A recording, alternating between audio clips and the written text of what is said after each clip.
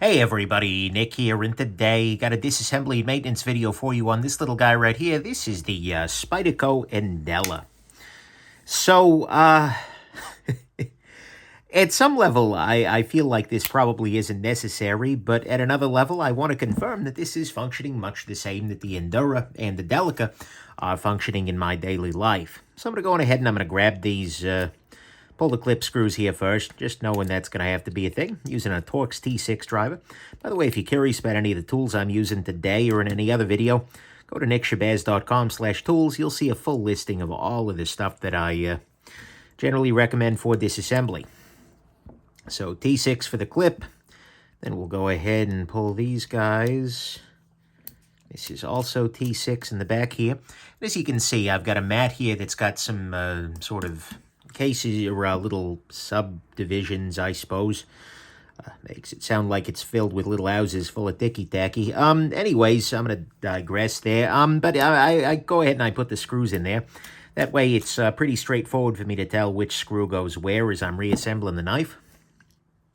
Going from back over to the front here. This is a knife that I'm sort of interested in, but also expect to be kind of boring, right? Because it's a Delica, and it's an Endura, except it's right in the middle. And that could actually be quite compelling, right? I like the Delica size a lot, but, you know, I know for a lot of people, they want something a little bigger, but the Endura is big. Okay, we got a little washer here wrapped around the pivot, so I got to keep that in mind. So maybe this is going to turn out to be interesting. Construction is, wow, a lot like a Delica or Endura. Go figure. We do see that it is, in fact, coated in oil, and believe it or not, I've not been in here yet, so this is sort of all natural. Well, I can't guarantee that it's a natural oil. For all I know, it's canola. Actually, I think canola's natural. It's just a blend of other things. Look, I don't freaking know. I don't know the world of oil all that well. All right, let's go on ahead, and I just know I put a lot of it on things. Going ahead and pop this guy loose here. What we're going to see is a single brass phosphor bronze washer there. Got a spring that wants to pop up there because, of course, it's still a plastic freaking pin down here. Thank you very much. Actually, let me adjust my angle here slightly. There we go. That'll make it a little easier for me to stay here on the camera. But okay, so we got ourselves a backlock pin, or a backlock bar, that is, a bunch of other stuff. Same kind of oil seems to have been used throughout the knife, which is not necessarily amazing, but, you know, hey. And, you know, they're coating the inside liners here with that oil, and at some level I can kind of get it, right? It's a rust protection measure. But at another level, if the oil's not, you know, perfectly chosen, could not be the thing I want to coat everything with. But what we see here is that the overall construction here is quite boring and Delica-ish, if you will. There's liners on it. That's cool. Go ahead and clean that off here. Got a backspacer, unfortunately. So this little pin here being plastic means that we're going to have to do a little hack, basically, to get everything put back together, where we're going to have to put in this guy last and this little pin last. You'll see what I mean in a moment here. If this were metal, then I would be able to kind of put the spring into place and count on the tension of this, but unfortunately that is a corner that they have cut for many years now, and I don't see them changing at this point in time. Oh well. But yeah, at this point in time, let's go ahead and I'm going to hit the washers as well as the blade and blade tang with some rubbing alcohol here. Pop that loose. Easy peasy. We got ourselves a pivot here. This is a thing I've noticed over and over again on the Spydercos from Seki City. Take a look at that. This is not like a Damascus-style steel, and in fact, you don't see that on any other face. I sort of imagine this might be sort of a consequence of how they're making these fasteners, but it's very strange to me. I don't entirely get it. If you are a metallurgist and or knife maker and understand why you get that little pattern there, boy, would I be interested to hear about it. It's a strange little detail, but okay. What do we have here? This is this is this guy. We have the pivot is still in place, so let me wash that off. We see we've got that same thing right on the bottom of the pivot there. I'll zoom in a little bit so you can, yep, see right there. Let me go ahead. A little more booze here on the towelette. Pick this guy up, clean it off. Beautiful. Clean off this oil. And I'm going to be replacing it with some knife pivot lube. It's brand name. Although quite this, you know, what's it for? Well, I don't know. Maybe it's for lubing knife pivots. Go figure. I'm noticing that the washer here has a little bit of burrs around the inside of it there. Not the end of the world particularly, but it is something I want to kind of keep in mind and make sure that it is situated such that the areas of wear, namely this surface here, are up rather than down. That'll be helpful. Go ahead, drop that in place. I'm going to put a little bit of lubrication on top of it as well, right over here. That'll sort of wick its way around. Beautiful. Okay, next up, I'm going to put a little bit more oil right there and there. Double check to see which side of this was facing the blade. Doing so by looking for patterns of wear. Oh, for sake. There we go. Yeah, there's a little bit of wear and sparkle around the outside here. So I'm assuming that's the direction this guy goes. Beautiful. I'm going to go ahead and install the backlock spring into its position here. That is an important step I need to take right now. There we go. That's in. Now, next step here is going to be to take this guy and do that. And I'm also going to, as I am installing, no, actually, I'll lubricate the sides of that thing. Okay, so at this point in time, you're probably thinking, oh my God, Nick, you're forgetting things. No, actually, I'm not. I have not installed yet this little stud here, but that's okay. That's actually on purpose. Instead, I'm going to put everything together without this little stud and without the lock bar in here for the moment. And then I will install that last. The reason for that is that will allow me to get the lock bar in there without a whole lot of other difficulty. I hope, I pray. So let's go ahead, grab my T6 driver. This, by the way, is a K390 version of the Endela. This was actually given to me by my good buddy Sid, who's been just a huge supporter of the channel throughout the years and a good friend. And don't know exactly how he ended up with this, but it's a beautiful thing. And it's actually, you can see from the number right here that it's actually from a Spyderco Collector Club member. But yeah, so I'm curious how I'm going to feel about the Endela after giving it some carry. I actually have not carried this knife yet.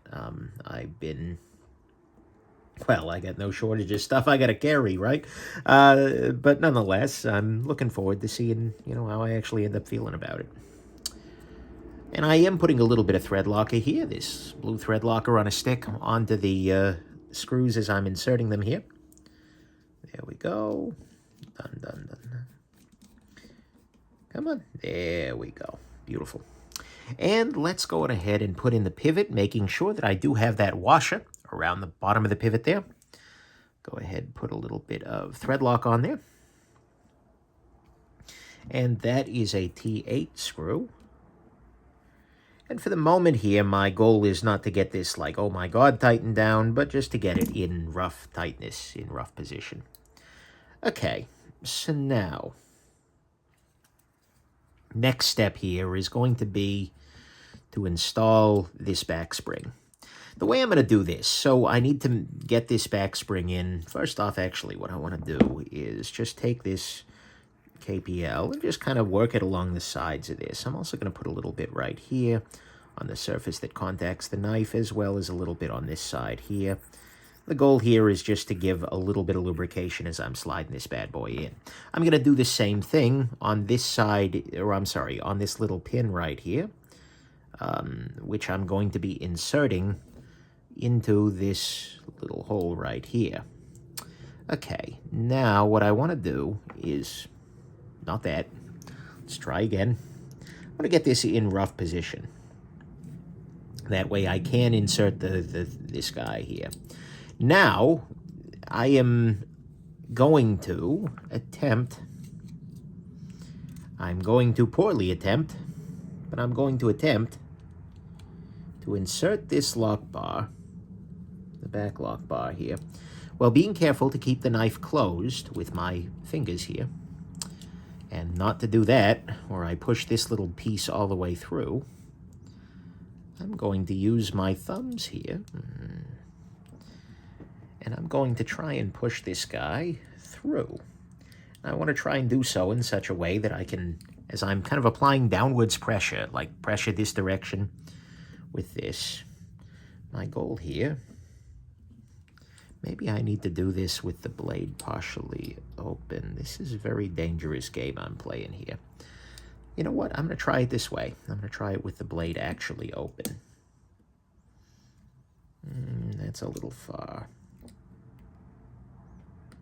There we go. So what I just did there is making sure to keep the tip of the blade against the surface I'm working on here.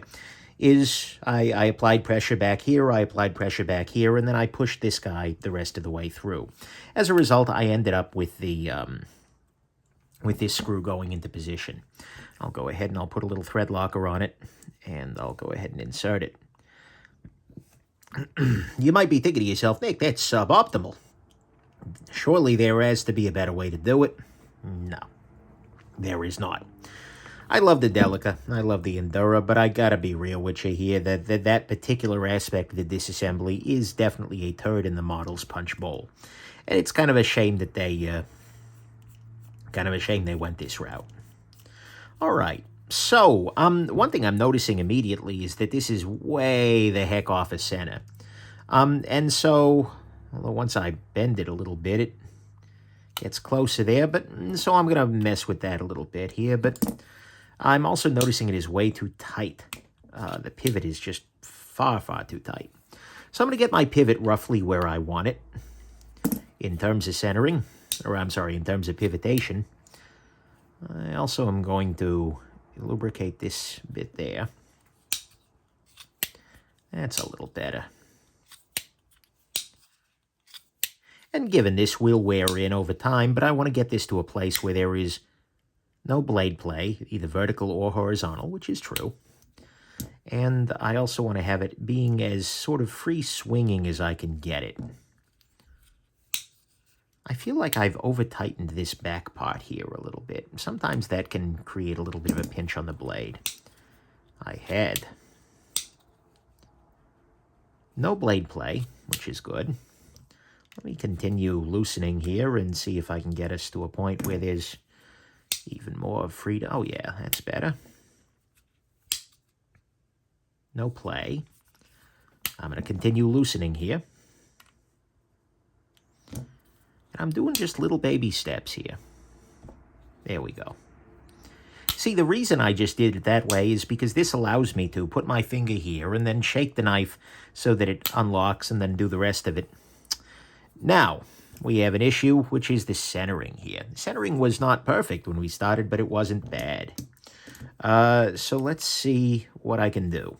One of the ways I'm going to try and address this is actually by unscrewing all of the back screws here. There may be some stress in the system, so to speak, that was kind of keeping everything in position. Right now I'm rescrewing the back screws while pressing the blade the way I want it to go. That should try and trap a little bit of the stress in the system here. Now we're much closer to centered. Still not centered. Okay. Although, actually, let's try it again. Yeah, what's funny is do a little of that, it stays centered. Yeah, interesting. Seki City is not Spyderco's best factory at this point in time. One approach that I could take is to try and actually pull it apart and swap the washers around. That is a possibility. The thing is, with a backlock knife, as this one is, it's not like, for instance, when you have the pivot tool loose, it's pushing the blade in one direction or the other, unlike on a frame lock style knife, where like this little guy right here is the Artisan Cutlery, I think, series.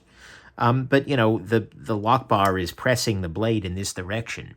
That's not the case here. So it's just sort of, it is sort of the nature of the beast sometimes, and if changing centering is a little bit more difficult once you've tried loosening things up here. I am going to install the clip. That shouldn't really play a role, but it does interact with the liners and add a little bit of geometry tweak, and so I want to make sure that it's sort of good to go.